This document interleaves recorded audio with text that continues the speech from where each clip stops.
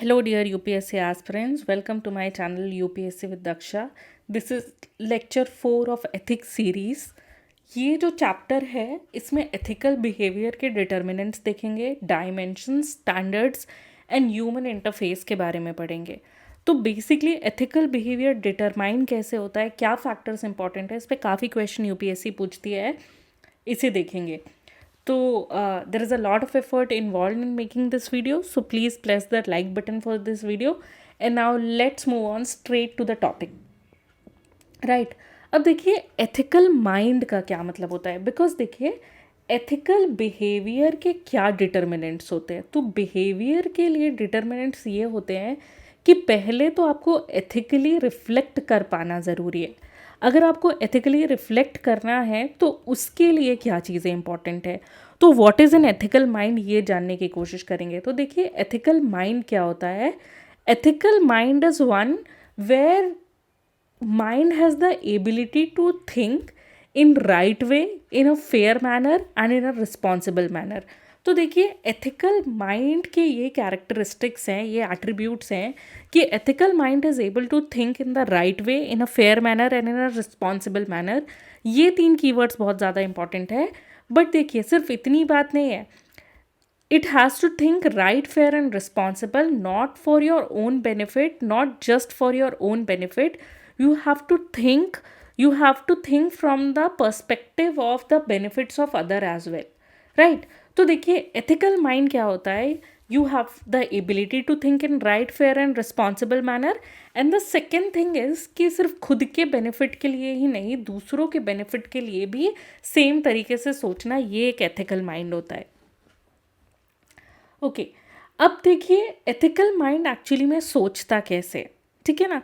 तो ethical mind के सोचने का एक पर्टिकुलर प्रोसेस होता है. पहली चीज़ क्या है कि how our action affect others. This is the first perspective. Then what is right versus what is easy और कन्वीनियंट, ठीक है.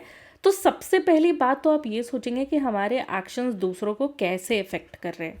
दूसरी चीज़ है आपके एक्शन में 2 चीज़ें होती है.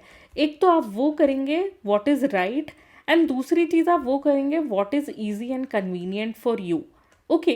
तो easy and convenient for you is choosed my, ये ज़्यादातर लोग चूज़ करेंगे. क्यों चूज़ करेंगे? Obviously because it is easy and convenient, but it may not be the right thing. तो आपको राइट थिंग चूज़ करना ज़्यादा प्रेफरेबल लगे in comparison to easy and convenient. That is what an ethical mind considers. Then the third thing is, obviously we have learned this, कि ethical mind इस तरीके से सोचता है कि जो thought है वो truth, fairness और respect को support करेगा. Then obviously आप personal interest को social responsibility के साथ manage कर सकते हो, balance कर सकते हो. That is the mark of an ethical mind. And then it thinks about what is morally correct before acting. तो सबसे पहली बात तो ethical mind act करने के पहले सोचेगा, और सिर्फ ऐसा ही नहीं, सिर्फ सोचेगा ही नहीं, वो एथिकली सोचने की कोशिश करेंगे. एंड एथिकली सोचने में स्टेप्स क्या होते हैं. Obviously you will think that how does my action affect others, what is right versus what is easy और कन्वीनियंट पे आप हमेशा व्हाट इज़ राइट को प्रेफरेंस दोगे. You will support truth, fairness and respect. You will balance your personal interest with social responsibility, and you will think what is morally correct before acting. So this is the mark of an ethical mind. So now let us talk about what is the significance of an ethical mind. अब देखिए ethical mind का significance बहुत ही simple सी चीज़ है कि society में trust और respect बढ़ेगा, fair and just society होगी, सोसाइटी में डिसीजन मेकिंग रिस्पॉन्सिबल होगी. अभी हम जो करंट सोसाइटी देख रहे हैं ऐसा है कि डिसीजन मेकिंग का पावर हर किसी को चाहिए, लेकिन रिस्पॉन्सिबल डिसीजन मेकिंग नहीं हो रही है. रिस्पॉन्सिबल डिसीजन मेकिंग नहीं हो रही है क्यों? बिकॉज लोग करप्शन के लिए, अपनी ईगो के लिए, अपनी वैनिटी के लिए काम कर रहे हैं. आपको अपने करप्शन, ईगो और वैनिटी के लिए नहीं काम करना होता है. आपको काम करना होता है with responsibility, and that should be the key principle, right. So this is the significance of ethical mind. Now देखिए हम इस चीज़ को कंसिडर करेंगे कि 2 एस्पेक्ट्स होते हैं. एक होता है कि रिस्पेक्टफुल माइंड होता है और एक होता है एथिकल माइंड, राइट. तो एथिकल और रिस्पेक्टफुल माइंड के बीच का डिफरेंस क्या होता है. और देखिए, रिस्पेक्टफुल होना हमेशा एथिकल नहीं होता, या रिस्पेक्टफुल होने का मतलब एथिकल होना नहीं होता। ये हम देखेंगे, इस चीज़ का सिग्निफिकेंस क्या है ये हम देखेंगे, राइट। और ये हमारी सोसाइटी के लिए आज बहुत ज़्यादा इम्पॉर्टेंट है, तो समझने की कोशिश करिए। देखिए, रिस्पेक्टफुल होने का क्या मतलब होता है कि you understand other, you value other. That is the meaning of being respectful and ethical, right. When you value others time, तो उसको रिस्पेक्टफुल माइंड कहते हैं। इससे होगा क्या, you will form good relationship with others if you understand and you value others, right. Ethical mind क्या होता है? Ethical mind involves thinking, acting on the basis of morally right. तो देखिए, कोई ऐसा एक्शन हो सकता है जो रिस्पेक्टफुल ना परसीव किया जाए, बिकॉज आप हो सकता है किसी को अपोज कर रहे हो, किसी को रेजिस्ट कर रहे हो, लेकिन उस जगह पे हो सकता है कि आप एथिकल हो। Naturally I am not saying that always resisting and opposing it is ethical, right? But resisting and opposing at the right place is ethical. Okay. Then the second thing is, respectful mind is based on empathy. It can understand others. It has manners, how to behave ये पता होता है। Tolerance होती है respectful mind में, right. लेकिन ethical mind justice consider करता है।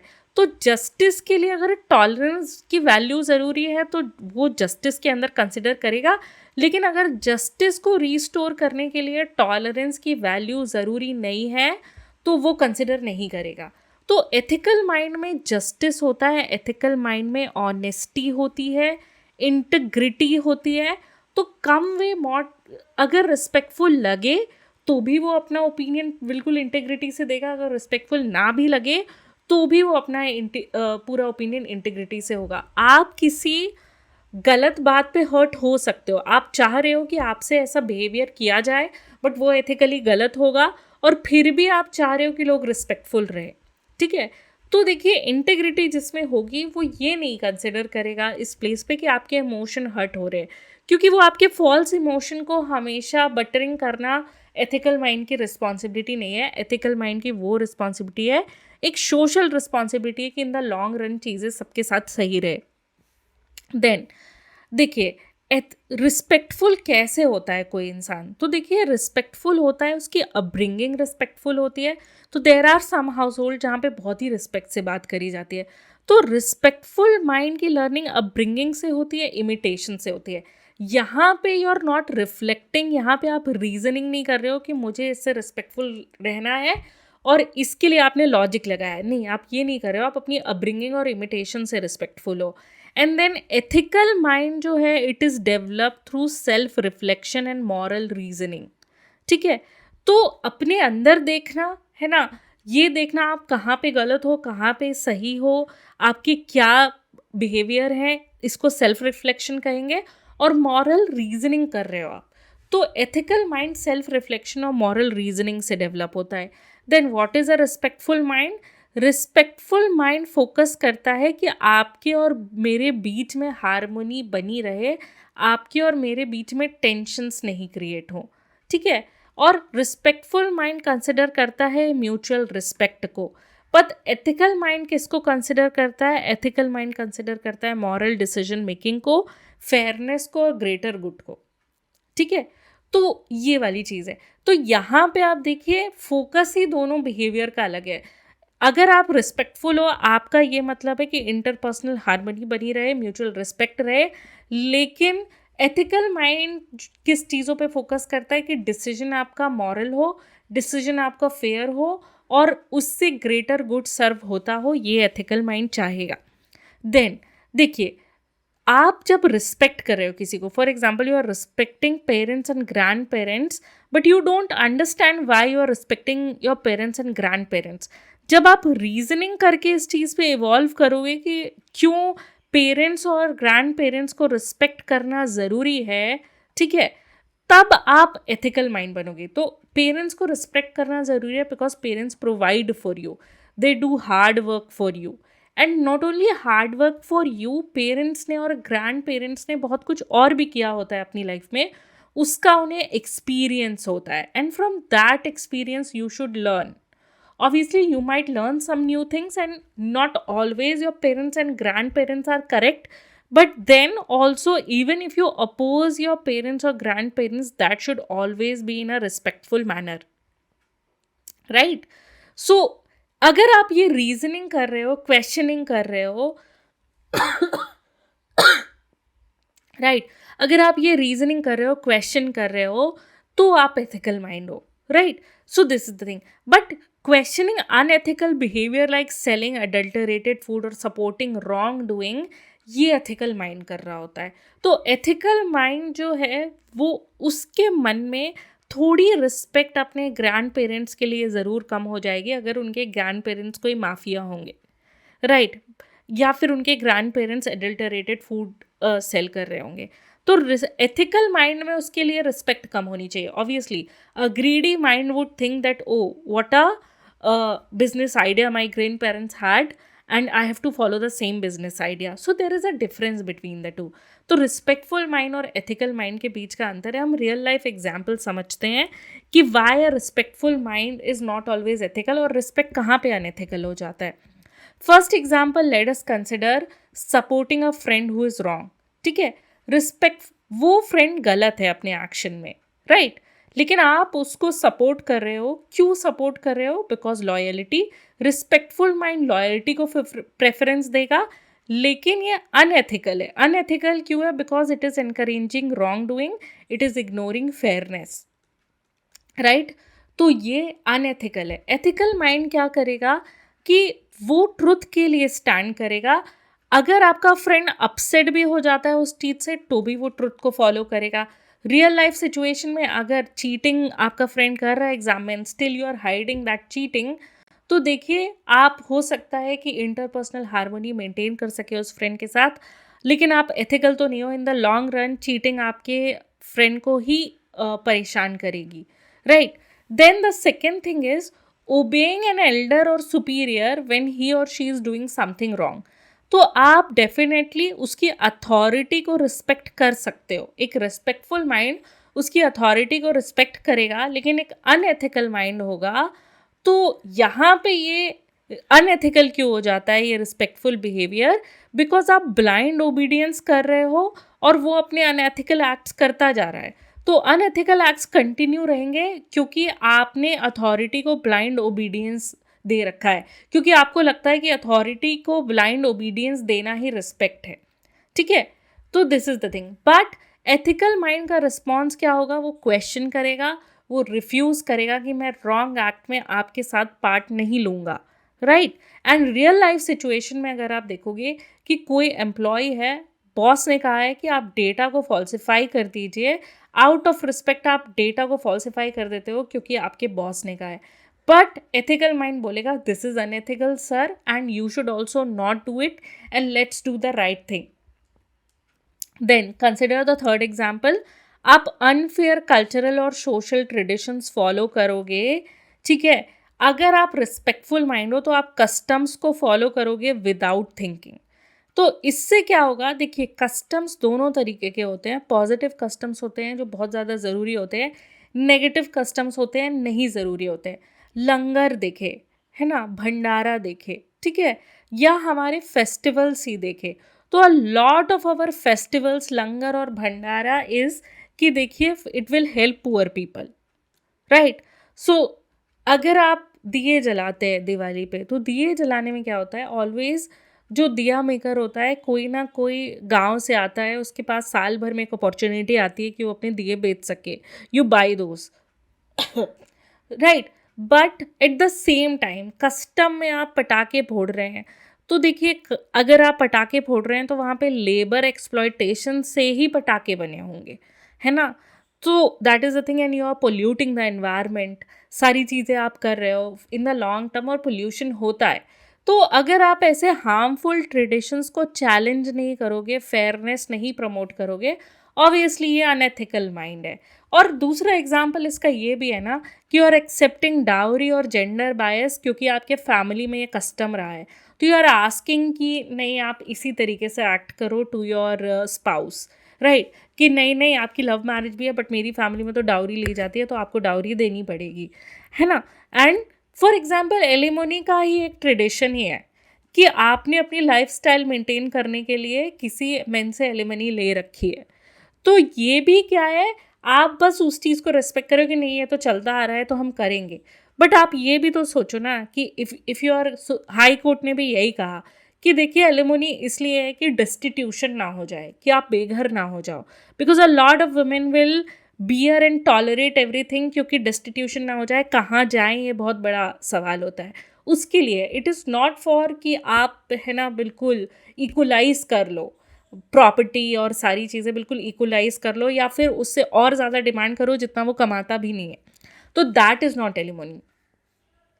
Okay, then let us consider respecting rich and powerful people who exploit others. ठीक है, आप वेल्थ को एडमायर कर रहे हो, आप स्टेटस को एडमायर कर रहे हो, आप कंडक्ट को तो जज ही नहीं कर रहे हो। तो रिस्पेक्टफुल माइंड यही करेगा कि वेल्थ और स्टेटस को एडमायर करेगा, कंडक्ट को जज ही नहीं करेगा। आप ऐसी सक्सेस को प्रेस कर रहे हो जो कि एक्सप्लॉयटेशन या करप्शन पे बनी हुई है ना। और एथिकल माइंड जो है वो मनी और स्टेटस को वैल्यू उतना ज़्यादा नहीं देगा। ऑब्वियसली मनी एंड स्टेटस जिसने अपनी मेहनत से कमाया है वो ज़रूरी है, लेकिन उसमें ऑनेस्टी और जस्टिस भी होना चाहिए, है ना। तो people will admire a rich businessman whose company sells harmful products. तो ये देखिए कोई एथिकल माइंड नहीं है, ये ऐसा माइंड है जो कि रिस्पेक्ट किसको कर रहा है, वेल्थ और स्टेटस को रिस्पेक्ट कर रहा है। तो यहाँ पे देखिए वैल्यू ही अलग है। Then you are staying silent towards a wrong doing to avoid disrespect. तो आपको पता है कि ये एक्शन जो लिया गया है ये गलत है, बट आप नहीं बोलोगे। आप क्यों नहीं बोलोगे? Because you want to appear polite, right, इसीलिए आप नहीं बोलोगे। और ये अनएथिकल हो जाता है। क्यों अनएथिकल हो जाता है? क्योंकि देखिए आपकी साइलेंस ने इनजस्टिस को सपोर्ट किया है, आपकी साइलेंस ने इमोरालिटी को सपोर्ट किया है। एथिकल माइंड क्या करेगा? रिस्पेक्टफुली बोलेगा, फॉर्मली बोलेगा, ये बताएगा कि व्हाट इज़ राइट एंड ये जो है रॉन्ग डूइंग नहीं होनी चाहिए, ये एथिकल माइंड ज़रूर करेगा। तो एक witness stage quite about corruption ताकि सीनियर्स ऑफेंड ना हो जाए। ये क्या है? रिस्पेक्टफुल माइंड तो है, बट ये कहीं से भी एथिकल माइंड नहीं है। ओके,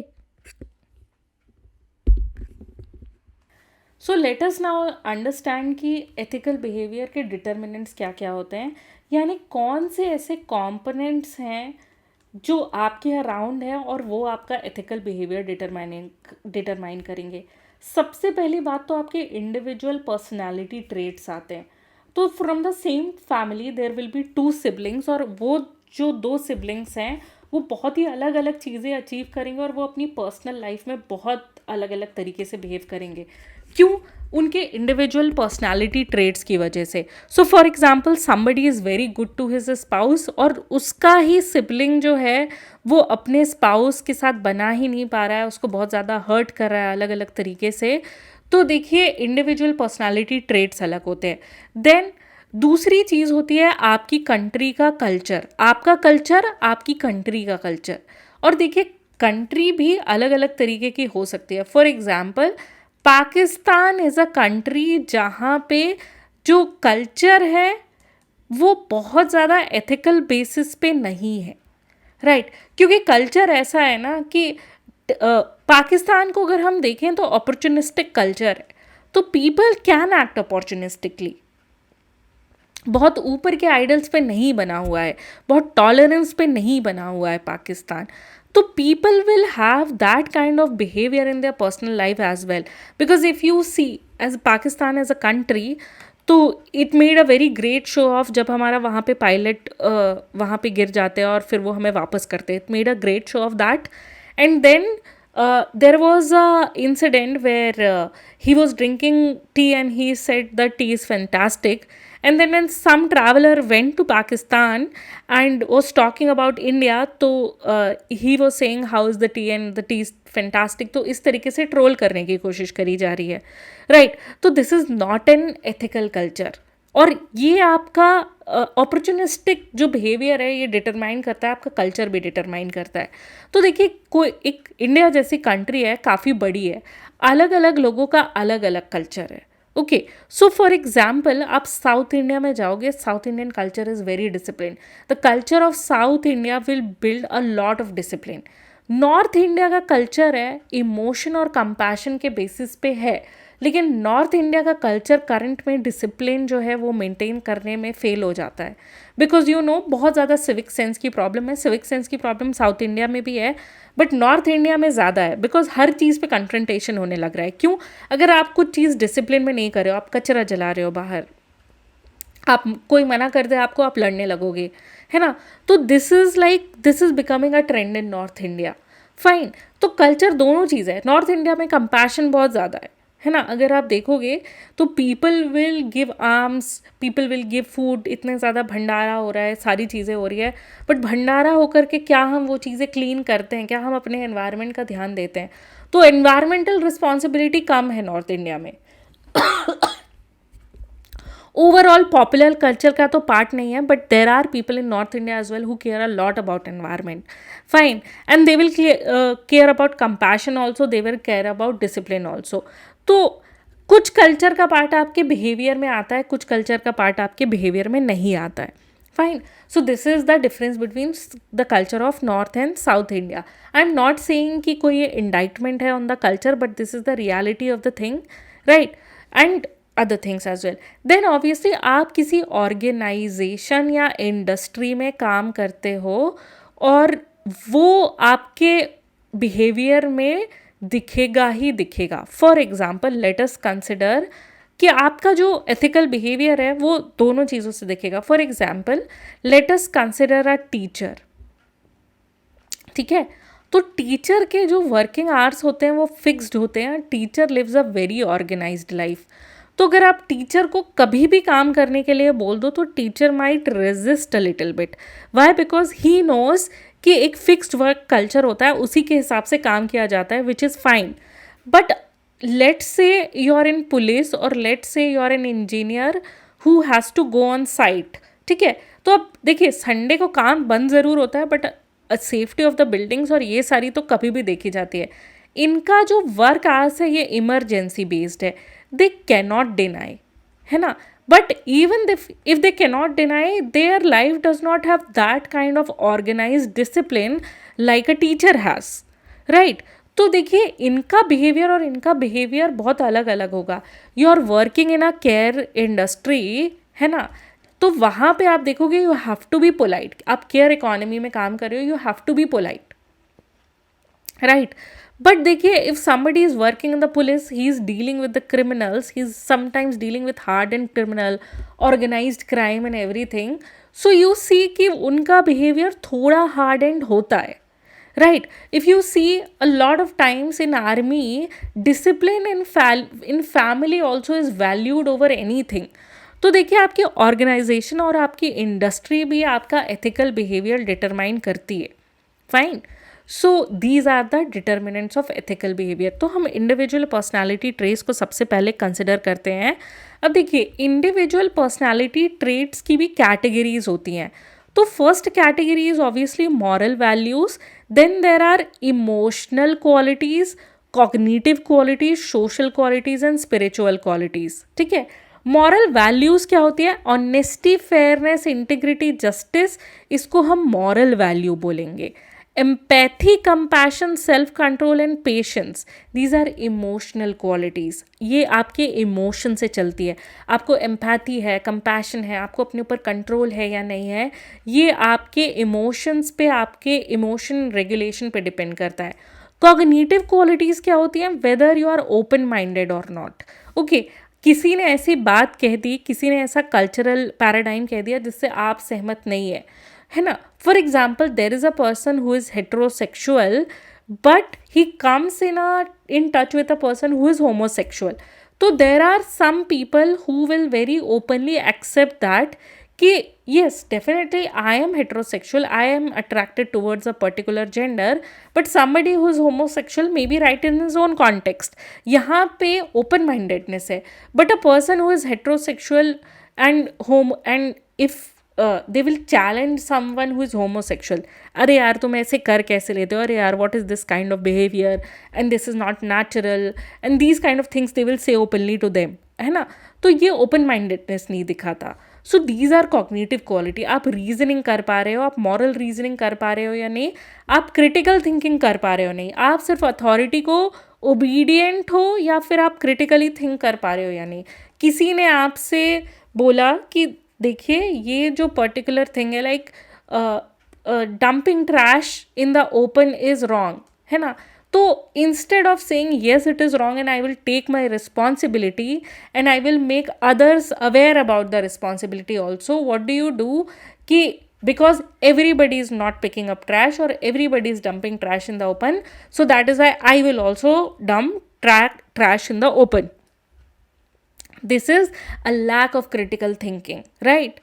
देन सोशल क्वालिटीज़ के बारे में रिस्पेक्ट है, टॉलरेंस है, रिस्पॉन्सिबिलिटी है, ये सोशल क्वालिटीज़ होती हैं. स्पिरिचुअल क्वालिटीज़ क्या होती है? Faith, humility, conscience and gratitude. Will discuss all these qualities, individual personality trait, and will see how they will affect the ethical behaviour. So now let us consider one by one your individual personality traits and the category of individual personality traits and how they will affect the behavior. Right तो देखिए हम थोड़ा consider करते हैं उसके पहले कि individual personality traits क्या होते हैं. इंडिविजुअल पर्सनालिटी ट्रेट होता है आपका वैल्यू सिस्टम. आपके हिसाब से क्या सही या गलत है, आप किसको वैल्यू करते हो. आप ऑनेस्टी, फेयरनेस, रिस्पेक्ट को वैल्यू करते हो या आप वेल्थ और स्टेटस को वैल्यू करते हो. ठीक है, तो अगर आप ऑनेस्टी, फेयरनेस और रिस्पेक्ट को वैल्यू करोगे तो you will be truthful even when it is inconvenient for you, right. Then upbringing, family और इन्फ्लुएंस, है ना, ये भी इंडिविजुअल पर्सनालिटी ट्रेट को डिटरमाइन करता है. आपके फैमिली से आपने क्या सीखा, आपके एल्डर्स से आपने क्या सीखा.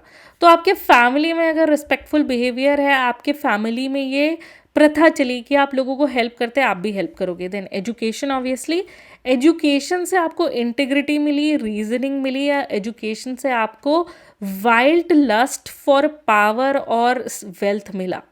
ओके तो ये वाली चीज़ है. तो अगर आपके एजुकेशन में मॉरल और एथिकल फाउंडेशन है, प्लेजरिज्म नहीं करोगे आप, चीटिंग नहीं करोगे आप, है ना. So these are the things. Then religious and spiritual beliefs के बारे में बात करते हैं. फेथ बेस्ड टीचिंग, फेथ में अगर आप देखो कोई भी रिलीजन है, कंपैशन तो समझाता ही है, जस्टिस और ऑनेस्टी के बारे में बताता है. तो अगर आप हार्म अवॉइड कर रहे हो क्योंकि आपके रिलीजन ने काइंडनेस सिखाई है, तो ये आपका एक इंडिविजुअल पर्सनैलिटी ट्रेट बन जाता है जो कि आपके रिलीजियस बिलीफ से आए. Then life experiences, then past experiences जो एम्पैथी और मॉरल जजमेंट को शेप किया. तो देखिए इंडिविजुअल पर्सनालिटी ट्रेट आपके लाइफ एक्सपीरियंसेस पे बिल्कुल डिपेंड करते हैं. If you have experience something disastrous in life, तो देखिए आप ये ज़रूर करोगे कि आगे से आपका जो बिहेवियर है किसी को उस डिज़ास्टर तक ना ले जाए. Your emotional intelligence, how you understand and manage your emotion ethically. आप कॉन्फ्लिक्ट में काम रहते हो, आप हार्शली तो नहीं रिएक्ट करते. ओके आप में सेल्फ कंट्रोल या डिसिप्लिन है या नहीं, तो आप अनएथिकल टेम्पटेशन को रेजिस्ट कर पाते हो या नहीं, आप करप्शन को अवॉइड कर पाते हो या नहीं, when it is easy to avoid corruption और when it is easy to do corruption. Then empathy और कंपैशन की बात है, whether you are able to understand and care for others feeling, right. तो आप फेयर लेबर प्रैक्टिसेस सपोर्ट करते हो या नहीं करते हो, इंटीग्रिटी है या नहीं है, कि आपकी you have consistency in honesty and moral actions, आप डेटा ट्रूथफुली रिपोर्ट करो, विदाउट मैनिपुलेशन रिपोर्ट करो, दिस इज इंटीग्रिटी. आप में रिस्पॉन्सिबिलिटी का सेंस है या नहीं है, if you are accountable for your action और नॉट. तो if you say these things very often, I don't owe anything to anybody, है ना, तो देन इट इज़ सेट कि आप में अकाउंटेबिलिटी है नहीं. तो आपको अपने मिस्टेक्स को एडमिट करना है, आपको दूसरों को ब्लेम नहीं करना है. देन मॉरल करेज, है ना, तो whether you have the bravery to stand up for what is right despite risk, ठीक है, तो इसको मॉरल करेज कहेंगे. Then obviously whistle blowing against corruption, तो आप करप्शन को अनएथिकल मान सकते हो, लेकिन जब तक आपने करेज नहीं है उसको कॉल आउट करने का, तब तक देखिए वो एक्शन में तो ट्रांसफॉर्म हुआ नहीं. ओपन माइंडेडनेस, कि जज करने से पहले दूसरे के व्यूज़ को कंसिडर करना, इसको ओपन माइंडेडनेस कहते हैं. कल्चरल डिफरेंसेस हो सकते हैं, उनको फेयरली रिस्पेक्ट करना, इसको ओपन माइंडेडनेस कहते हैं। देन फेयरनेस एंड जस्टिस, हर किसी को इक्वल ट्रीट करना, इम्पार्शियल ट्रीट करना बहुत ज़्यादा ज़रूरी है। अगर आप मेरिट के बेस पे प्रमोट कर रहे हो, फेवरेटिज्म के बेसिस पे नहीं, तो डेफिनेटली ये एक फेयरनेस और जस्टिस की वैल्यू को, पर्सनालिटी ट्रेट को शो करता है। ह्यूमिलिटी है या नहीं है, आपको अपनी लिमिट्स पता है या नहीं है, ठीक है, आप अपने मिस्टेक्स एडमिट करते हो या नहीं, आप फीडबैक एक्सेप्ट करते हो या नहीं। तो ये वाली चीज़ है। देन टॉलरेंस एंड पेशेंस, कि आप डाइवर्सिटी एक्सेप्ट करते हो, है ना, आप डिफरेंसेस में काम रहते हो या नहीं हो, आपके डिसएग्रीमेंट हो सकते हैं, आपको उसमें रिस्पेक्टफुल रहना बहुत ज़्यादा ज़रूरी है। These are the personality traits. अब हम मॉरल वैल्यूज़ को देखेंगे कि मॉरल वैल्यूज़ एक्सट्रीमली एथिकल से अनएथिकल, एक्सट्रीमली एथिकल से अनएथिकल का एक कंटिन्यूम होता है ना, हम उनको समझने की कोशिश करेंगे। तो देखिए, एक्सट्रीमली एथिकल मॉरल वैल्यूज़ में बिहेवियर कैसा दिखेगा। आपके बहुत ही स्ट्रॉन्ग मॉरल प्रिंसिपल्स हैं, you are guided by very strong moral principles, and then आप ऑनेस्टी, फेयरनेस और इंटीग्रिटी से बिहेव करते हो। पर्सनल कॉस्ट पे भी, आपका पर्सनल बेनिफिट नहीं भी हो रहा हो, फिर भी आप ऑनेस्टी, फेयरनेस और इंटीग्रिटी और करेज से काम करते हो, ठीक है, तो उसको हम क्या कहेंगे, एक्सट्रीमली एथिकल बिहेवियर। जैसे whistle blowing against corruption despite losing jobs and sometimes threat of life भी होता है।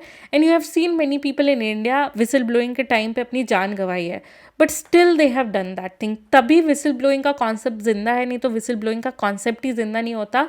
हम कल्चरली एक्सेप्टेड कॉन्सेप्ट ही यही मान रहे होते कि एक बार किसी सर्विस में चले गए तो जो हो रहा है वही हो रहा है। Then highly ethical, highly ethical का क्या मतलब होता है कि for example you are fair, you are honest, you are socially responsible, and you do all these things with very much consistency, and you will prioritize the welfare of others. तो अगर कभी कहीं से एक्स्ट्रा मनी रिसीव हो गया है by mistake, you are returning that because that is fair, that is highly ethical.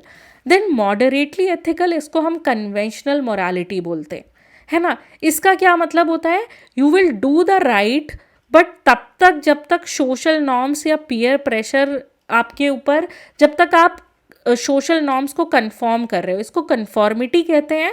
तो you will do the right thing, but आप सोशल नॉर्म्स को कंफॉर्म करेंगे, आप वो करेंगे जो पीयर प्रेशर आपसे करने को कह रहा है। तो आपके एथिक्स सिचुएशन के ऊपर डिपेंड करेंगे।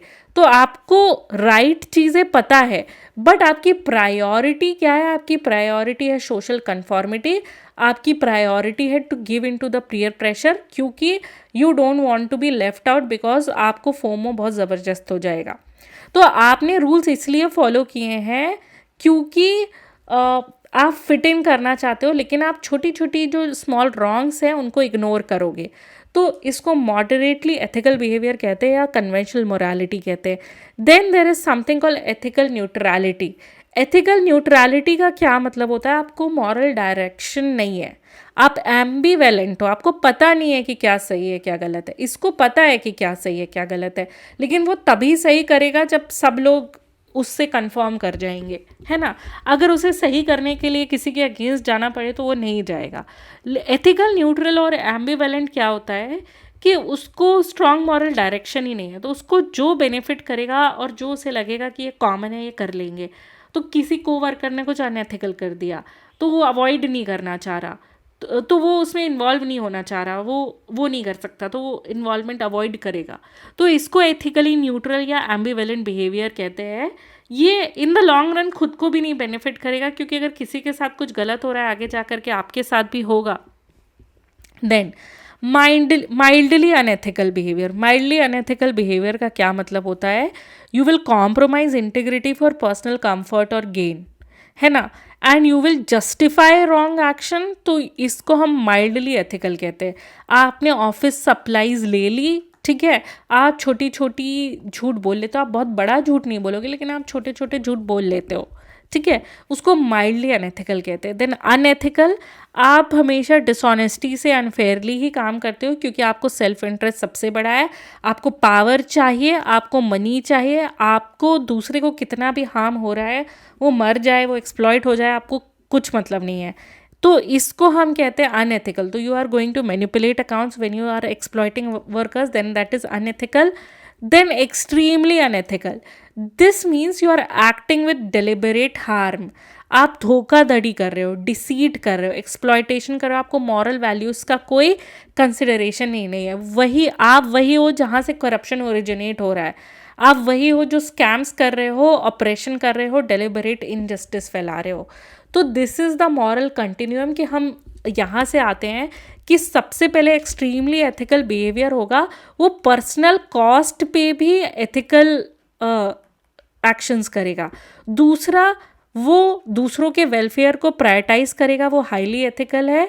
देन वो तीसरा वो है मॉडरेटली एथिकल, वो तब तक एथिकल रहेगा जब तक उसे किसी को अपोज ना करना पड़े, सोशल कन्फॉर्मिटी रहे, पीयर प्रेशर ना रहे, ठीक है ना। पीयर प्रेशर को अवॉइड करने के लिए वो क्या करेगा, मॉडरेटली एथिकल होगा। देन उसको राइट या रॉन्ग का कोई मॉरल डायरेक्शन नहीं है, जो बेनिफिट कर लिया वो कर लिया, आगे से जा करके हार्म नहीं कर रहा है, लेकिन हाँ अपने बेनिफिट के लिए हार्म करना पड़े तो वो कर लेगा। माइल्डली अनएथिकल क्या है, हमेशा कंफर्ट और गेन के लिए इंटीग्रिटी कॉम्प्रोमाइज्ड है।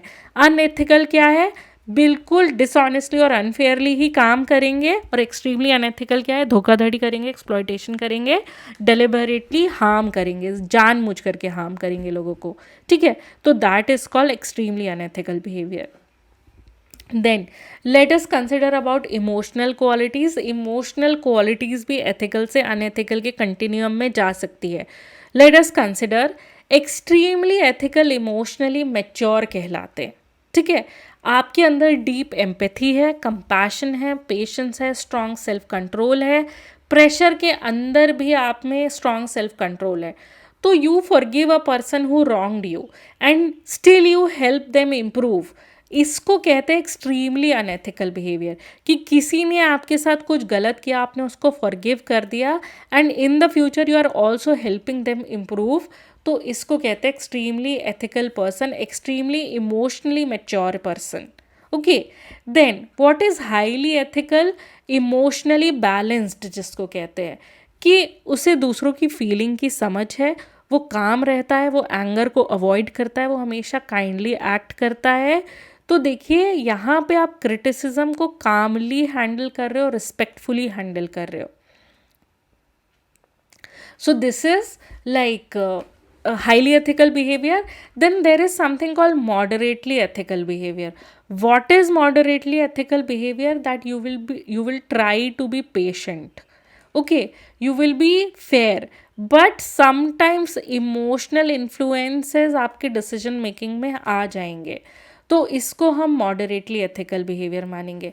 तो आप ब्रीफली एंग्री हो जाते हो लेकिन बाद में अपोलोजाइज कर लेते हो और अपना बिहेवियर करेक्ट कर लेते हो। That is emotionally aware, not emotionally balanced, not emotionally mature, right. Then you have emotionally neutral and reactive. Then emotional control नहीं है, इमोशनली न्यूट्रल है, रिएक्टिव इंसान के ऊपर स्ट्रॉन्ग इमोशनल कंट्रोल नहीं है, उसके मूड या सिचुएशन पे डिपेंड करेगा उसका रिस्पॉन्स। वो दूसरों की स्ट्रगल्स को इग्नोर कर देगा क्योंकि इनडिफरेंस है उसको, वो नहीं कंसिडर करना चाहता, या फिर उसको उससे स्ट्रेस हो जाएगा क्योंकि अब वो इमोशनली न्यूट्रल है, उसके बैलेंस या मैच्योरिटी तो आती ही नहीं है। तो वो क्या करेगा, इनडिफरेंस शो करेगा, बोलेगा मुझे स्ट्रेस नहीं चाहिए। Then there is something called mildly unethical behavior. What is mildly unethical behavior? कि आप एम्पैथी और पेशेंस, बहुत ही कम एम्पैथी और पेशेंस दिखाओगे, this is called mildly unethical behaviour. Emotionally selfish हो, ठीक है, इम्पल्सिवली रिएक्ट करोगे, रूडली एक्ट करोगे अंडर स्ट्रेस, तो इसको माइल्डली अनएथिकल बिहेवियर कहते हैं। ये इमोशनली सेल्फिश टाइप का बिहेवियर है। आप हार्शली बात करोगे अपने सबॉर्डिनेट से, अपने पीयर्स से, क्योंकि आप फ्रस्ट्रेशन में हो तो आप हार्शली बात करोगे अपने सबॉर्डिनेट्स और पीयर्स से। देन अनएथिकल बिहेवियर क्या है, इमोशनली हार्मफुल, ठीक है, फ्रीक्वेंटली एंग्री हो जा रहे हो, फ्रीक्वेंटली आप हर छोटी छोटी चीज़ पे इनटॉलरेंट हो, अनकाइंड हो, आप दूसरों की फीलिंग्स को इग्नोर कर रहे हो, आप बुली कर रहे हो, आप ह्यूमिलिएट कर रहे हो अपना पावर असर्ट करने के लिए, वो इमोशनली हार्मफुल बिहेवियर होता है. Then there is something called emotionally destructive behaviour. तो ये हर तरीके से एम्पैथी या रिमॉर्स इसमें किसी भी तरीके का होता ही नहीं है. वो डेलिबरेटली इमोशनल हार्म और सफरिंग कॉज कर रहे हैं क्योंकि वो दूसरों का पेन एंजॉय करते हैं, वो दूसरों के इमोशंस को मैनिपुलेट करना चाहते हैं, वो अब्यूज़ करना चाहते हैं दूसरे को. तो इसको हम क्या कहते हैं? Highly extremely unethical behaviour.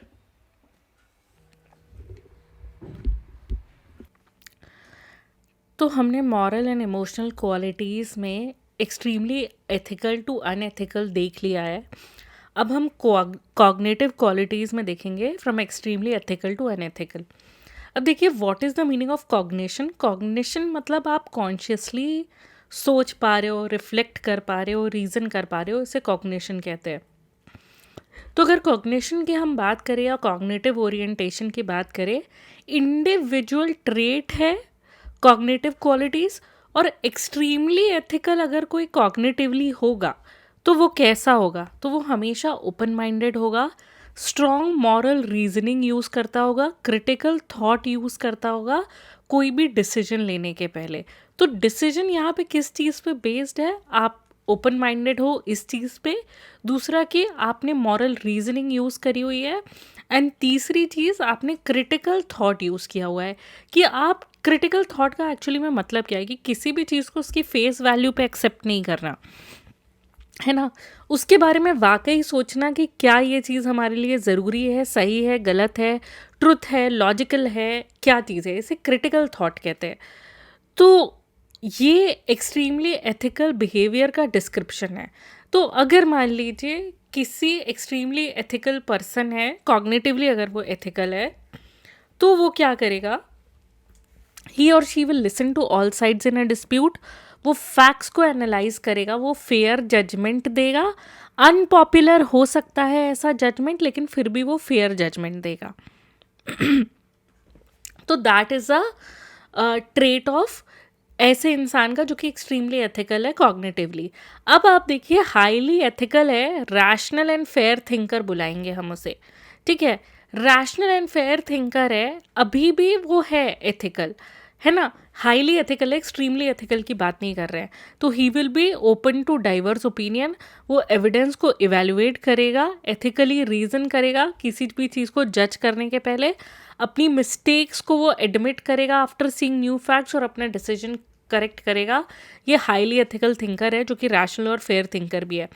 Then देखिए, कुछ लोग होते हैं moderately ethical thinker. Moderately ethical thinker मतलब एक सिलेक्टिव थिंकर है. वो रीज़न करेगा, वो क्रिटिकली सोच सकता है, लेकिन कई बार वो अपने पर्सनल बायसेस और इमोशंस में फंस जाता है. वो फेमिलियर व्यूज़ को प्रेफर करेगा, वो अपने व्यूज़ को चैलेंज नहीं करना चाहेगा डीपली. ये होता है मॉडरेटली एथिकल थिंकर, कि वो रीज़न कर सकता है, वो सोच सकता है क्रिटिकली, लेकिन अपने पर्सनल बायसेस को ज़्यादा प्रेफरेंस देता है, अपने इमोशंस को प्रेफरेंस देता है, फेमिलियर व्यूज़ को प्रेफर करता है. और जब भी उसके फेमिलियर व्यूज़ चैलेंज होते हैं तो वो उन्हें चैलेंज करने से पूरी तरीके से अवॉइड कर देता है. देन कॉग्निटिवली न्यूट्रल थिंकर की बात करें कि ये एक तरीके का कन्वेंशनल थिंकर है.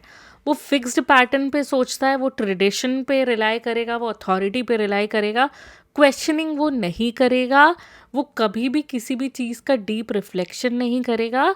वो हमेशा रूल्स को एक्सेप्ट कर लेगा, इसलिए क्योंकि बाकी सारे लोग भी उन रूल्स को फॉलो कर रहे हैं, तो उसने फेयरनेस नहीं कंसिडर करी हुई है. ओके, तो that is called a cognitively neutral thinker. इसी को हम कन्वेंशनल थिंकर कहते हैं. Then we called something a mildly unethical thinker. Who is a mildly unethical thinker? He is rigid और bias thinker. He is close minded. वो दूसरों के views को तुरंत रिजेक्ट कर देगा. वो रीजनिंग यूज़ करेगा अपने सेल्फ इंटरेस्ट को डिफेंड करने के लिए. तो ये अनएथिकल थिंकर है, ये बायस थिंकर है, ये क्लोज्ड माइंडेड है, इसने दूसरे के व्यूज़ को रिजेक्ट कर रखा है टू डिफेंड सेल्फ इंटरेस्ट। तो ये वाली क्या चीज़ है, justifying unfair behaviour as normal because it benefits one's group. ठीक है, तो आपने अनफेयर बिहेवियर को नॉर्मल कर करके जस्टिफाई कर दिया है, क्यों? क्योंकि आपको उसमें बेनिफिट दिख रहा है। Then there is something called unethical thinker. Cognitively अगर आप अनएथिकल हो तो आप क्या काम करते हो, मैनिपुलेट करने का काम करते हो, तो इसको कहते हैं मैनिपुलेटिव थिंकर। तो वो लॉजिक को ट्विस्ट करेगा टू जस्टिफाई रॉन्ग एक्ट्स, वो एविडेंस को इग्नोर करेगा, वो रीजनिंग इसलिए कर रहा है क्योंकि वो अपनी ईगो और ग्रीड को जस्टिफाई कर सके। तो वो क्या करेगा, वो क्लेवर आर्ग्यूमेंट्स यूज़ करेगा टू एक्सक्यूज लाइंग और एक्सप्लॉयटेशन। वो एक्सप्लॉयटेशन करना चाहता है, झूठ बोलेगा, और ये सब करने के लिए वो क्लेवर आर्ग्यूमेंट्स यूज़ कर रहा है। तो इसको कहते हैं manipulative thinker. And then extremely unethical thinker, इसको कहेंगे डॉगमैटिक और डिसेप्टिव थिंकर। उसका माइंड हर तरीके से बंद है, क्लोज्ड माइंडेड है, ट्रुथ को रिफ्यूज़ भी करेगा, फॉल्स रीजनिंग को स्प्रेड भी करेगा, दूसरों को इंटेलेक्चुअली मैनिपुलेट करने की भी कोशिश करेगा, हेट प्रोपोगेट करेगा, फॉल्स इन्फॉर्मेशन प्रोपोगेट करेगा, जानबूझ करके दूसरों को मिसलीड करेगा। इसको कहते हैं डॉगमैटिक और डिसेप्टिव थिंकर। तो नाउ यू अंडरस्टैंड कि देखिए, हमने कॉग्निटिवली थिंकर्स को जब डिवाइड करने की कोशिश की तो हमें कंटिन्यूम में कैसे मिले, एक मॉरली एनलाइटेंड थिंकर था, then you had rational and fair thinker, then you have selective thinker जिन्होंने रीज़न करने की कैपेसिटी डेवलप कर ली है, क्रिटिकल थिंकिंग की कैपेसिटी डेवलप कर ली है, बट वो अपने पर्सनल बायसेस और इमोशंस से बाहर ही नहीं निकल पाते। Then you have conventional thinker, उसे कुछ सोचना ही नहीं है, वो ट्रेडिशन या अथॉरिटी को फॉलो कर रहा है, वो कोई भी डीप रिफ्लेक्शन कर ही नहीं रहा है। देन रिजिड और बायस थिंकर, जो कि इस रीजनिंग का यूज़ करता है सिर्फ अपने सेल्फ इंटरेस्ट को डिफेंड करने के लिए। देन मैनिपुलेटिव थिंकर, कि यहाँ पे ये क्लेवर आर्ग्यूमेंट्स यूज़ करता है लाइंग के लिए, एक्सप्लॉयटेशन के लिए, रॉन्ग को जस्टिफाई करने के लिए, एविडेंस को इग्नोर करने के लिए, ईगो और ग्रीड के लिए रीजनिंग कर रहा है। एंड देन यू हैव डॉगमैटिक और डिसेप्टिव थिंकर। तो ये जो सारे कीवर्ड्स है, ये आपके आंसर्स में आपको बहुत काम आएंगे when you explain individual human traits, individual qualities जो कि एथिकल वैल्यूज़ को इन्फ्लुएंस करती हैं। Then you have social qualities. Social qualities में हम जा रहे हैं एक्सट्रीमली एथिकल टू अनएथिकल। तो जैसे कि हम मॉरल, इमोशनल और कॉग्निशन में सारा देख चुके हैं, तो जैसे कि हम मॉरल, इमोशन और कॉग्निशन में सारे ट्रेट्स देख चुके हैं, इसी तरीके से हम सोशल ट्रेट्स देखेंगे कि वो किस तरीके से लोगों में वेरी करते हैं। तो सोशली रिस्पॉन्सिबल सिटीजन जो होते हैं, इनको हम बोलेंगे एक्सट्रीमली एथिकल सिटीजन्स या सोशली रिस्पॉन्सिबल सिटीजन्स। तो ये हमेशा डीप रिस्पेक्ट दिखाएंगे फॉर अदर्स, डाइवर्सिटी को एम्ब्रेस करेंगे, अपनी ड्यूटीज़ को रिस्पॉन्सिबली फुलफिल करेंगे और सोसाइटी के वेलफेयर में कंट्रीब्यूट करेंगे। एग्जाम्पल क्या है इस तरीके का बिहेवियर का, कि कम्युनिटी सर्विस में वॉलंटियर करना, लोगों को रिस्पेक्ट करना एंड लॉस को सिंसियरली फॉलो करना, ये सोशली रिस्पॉन्सिबल लोग हैं। Then again you will have highly ethical, cooperative and fair individual, हर किसी को कर्टसी से ट्रीट करना, टॉलरेंस प्रैक्टिस करना, डिफरेंसेस को एक्सेप्ट करना, अकाउंटेबिलिटी लेना अपने एक्शंस के लिए, ये कोऑपरेटिव और फेयर इंडिविजुअल की पहचान है। तो अपनी मिस्टेक्स के लिए अपोलोजाइज करेंगे, वो अपने टीममेट्स को फेयरली हेल्प करेंगे, ठीक है, वो उनको भी रिस्पेक्ट करेंगे जिनके ओपिनियंस आपसे ऑपोजिट हैं। तो ये है cooperative and fair individual. Then you have moderately ethical individual, जिनको हम कहेंगे these are socially aware people but they are selective. तो यूजुअली रिस्पेक्टफुल और रिस्पॉन्सिबल रहेंगे, लेकिन स्ट्रेसफुल सिचुएशन में हमें इनमें बायस और इम्पेशंस दिखेगा, राइट। तो they will be polite to friends, they will be polite to authorities, but they will be rude to subordinates और स्ट्रेंजर्स। तो इनको हम कहते हैं socially aware but selective people, because they know कि उनको रिस्पेक्टफुल बिहेवियर करना आता है, लेकिन वो बायस्ड तरीके से, इम्पार्शल तरीके से। Then you have socially neutral people. Socially neutral people are conformist people और पैसिव पीपल, राइट। कन्फॉर्मिस्ट का क्या मतलब होता है? सोशल रूल फॉलो करिए अपने कन्वीनियंस के लिए, ठीक है, कन्विक्शन के लिए नहीं, अपने कन्वीनियंस के लिए। तो सोशली न्यूट्रल जिनको हम कन्फॉर्मिस्ट और पैसिव कह रहे हैं, वो सोशल रूल्स इसलिए फॉलो कर रहे हैं क्योंकि उनके लिए आसान पड़ेगा, उनके लिए कन्वीनियंट है। वो इसलिए नहीं फॉलो कर रहे कि वो उनका कमिटमेंट है या कन्विक्शन है, उसके लिए बिल्कुल नहीं फॉलो कर रहे। तो वो क्या कर रहे हैं, वो अपनी रिस्पॉन्सिबिलिटी भी अवॉइड करेंगे, वो सोशल इन्वॉल्वमेंट भी अवॉइड करेंगे। तो वो इग्नोर करेंगे इनजस्टिस, ये कह करके it's not my problem. These are called conformist or passive people. Then you have mildly unethical people, disrespectful और irresponsible people होते हैं। डिसरिस्पेक्टफुल और इररिस्पॉन्सिबल का क्या मतलब है? सेलेक्टिव रिस्पेक्ट या सेलेक्टिव टॉलरेंस या इनटॉलरेंस दिखाएंगे, और वो अकाउंटेबिलिटी तो हमेशा ही अवॉइड करेंगे। तो they will always speak rudely to others, to rudely to workers, और वो ब्लेम करेंगे दूसरों को अपने खुद के फेलियर के लिए। तो दीज आर कॉल्ड डिसरिस्पेक्टफुल और इररिस्पॉन्सिबल पीपल, ये भी एक बिहेवियरल ट्रेट है। And then you have unethical people, socially unethical people, ये इनटॉलरेंट या एक्सप्लॉयटेटिव होते हैं, ये दूसरों के राइट्स को भी डिसरिस्पेक्ट करते हैं, ये बराबर से डिस्क्रिमिनेट भी करते हैं, और ये सिर्फ लोगों को यूज़ करते हैं अपने सेल्फ इंटरेस्ट के लिए। तो इनको हम क्या बोलते हैं? इनटॉलरेंट और एक्सप्लॉयटेटिव पीपल। तो वो क्या करेंगे, जैसे जेंडर बेस्ड अपॉर्चुनिटी है, कास्ट है, रिलीजन है, इसके बेसिस पे आप अपॉर्चुनिटीज डिनाई करोगे, है ना।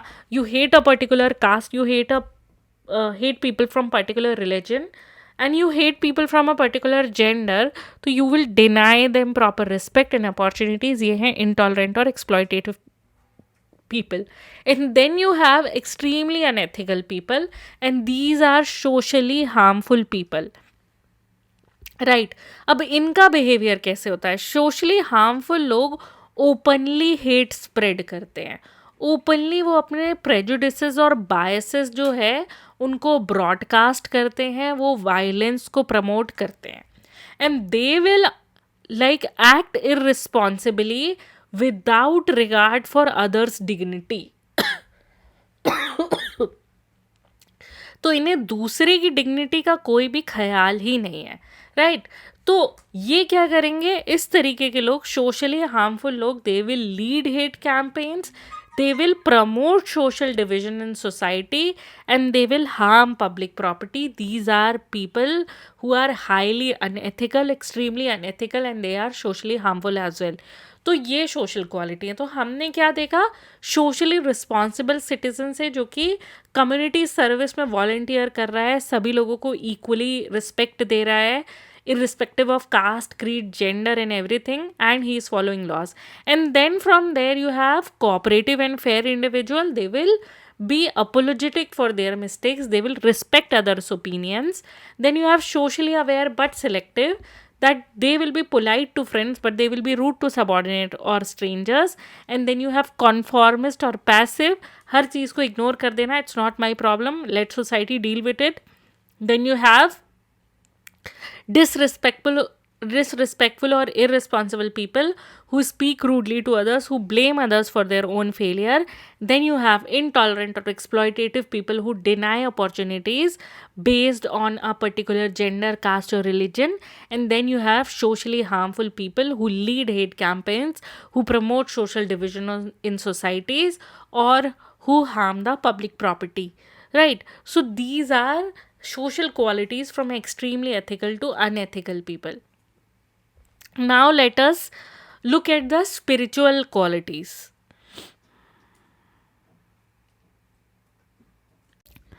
Now let's see spiritual qualities.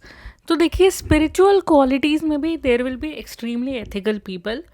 जो स्पिरिचुअली एनलाइटेंड लोग होते हैं वो कंसाइंस से गाइडेड होते हैं, यूनिवर्सल लव से गाइडेड होते हैं, उनकी लाइफ जो है वो ट्रुथ, ह्यूमिलिटी और सर्विस टू अदर्स के बेसिस पे टिकी हुई है, एंड उनको पीस ही दूसरों का अच्छा करने में मिलता है।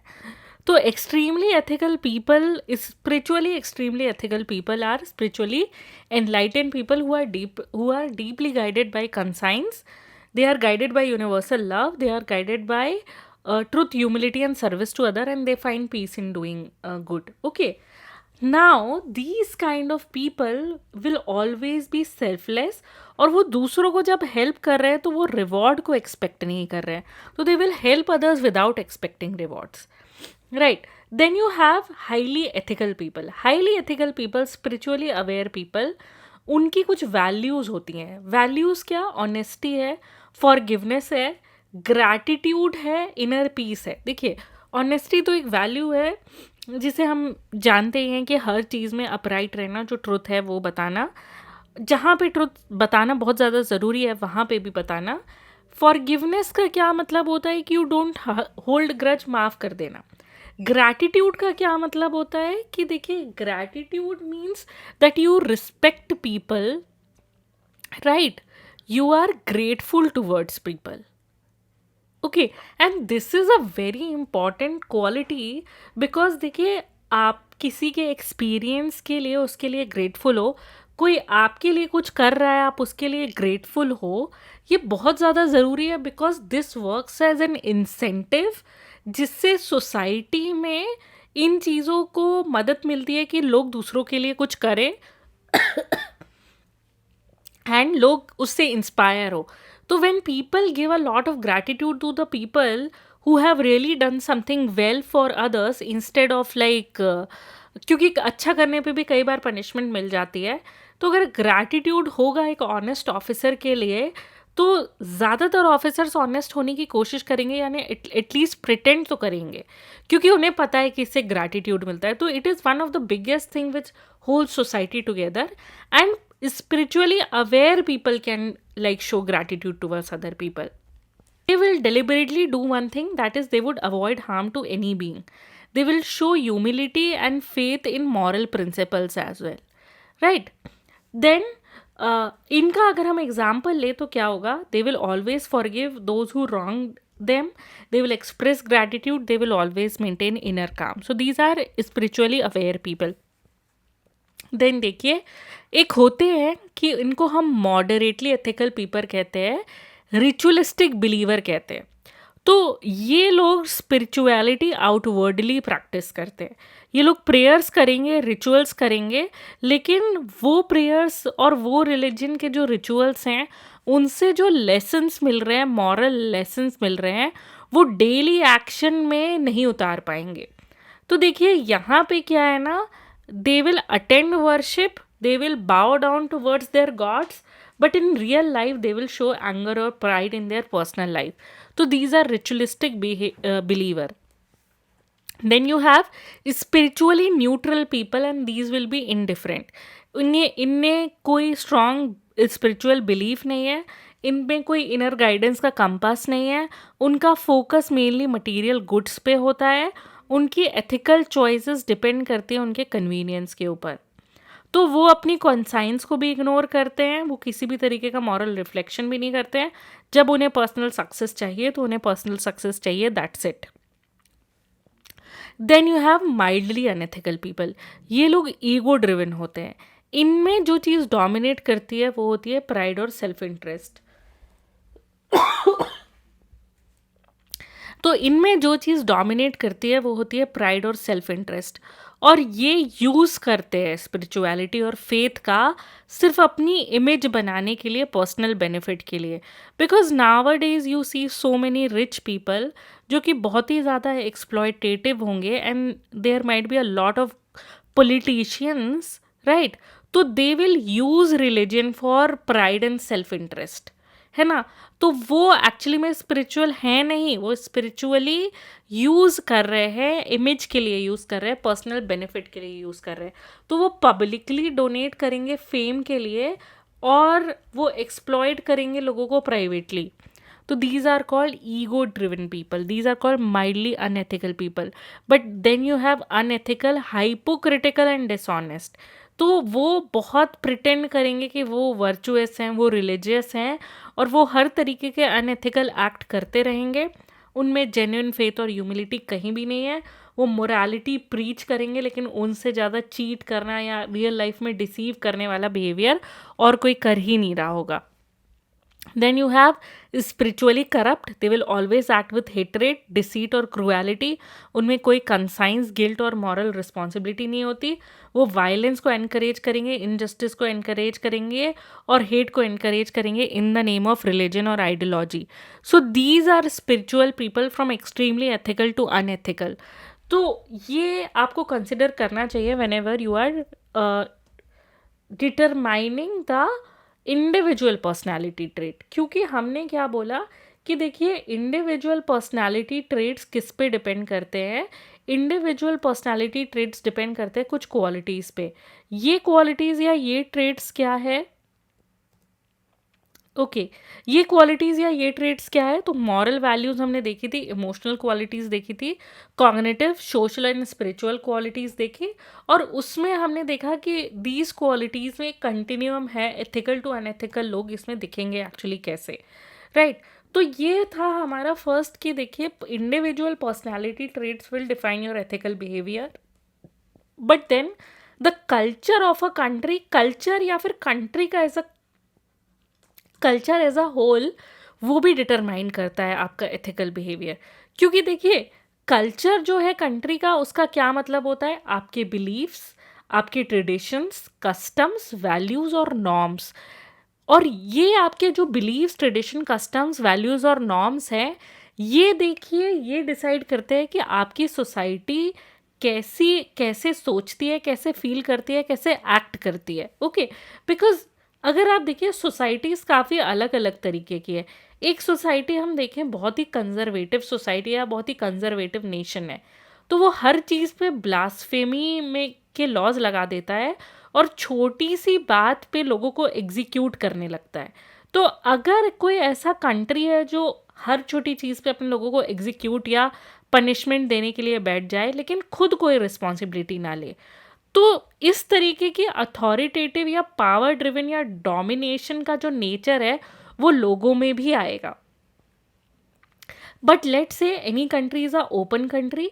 ओपन कंट्री में there is a lot of tolerance, people discuss, right, people work for each other, people work for empathy. ठीक है, तो यहाँ पे लोगों में भी यही क्वालिटीज़ आएंगी क्योंकि यही क्वालिटीज़ जो एक्सेप्टेबल है. तो देखिए कल्चर का क्या मतलब होता है, shared beliefs, tradition, customs, values and norms, and it influences what is considered right और रॉन्ग.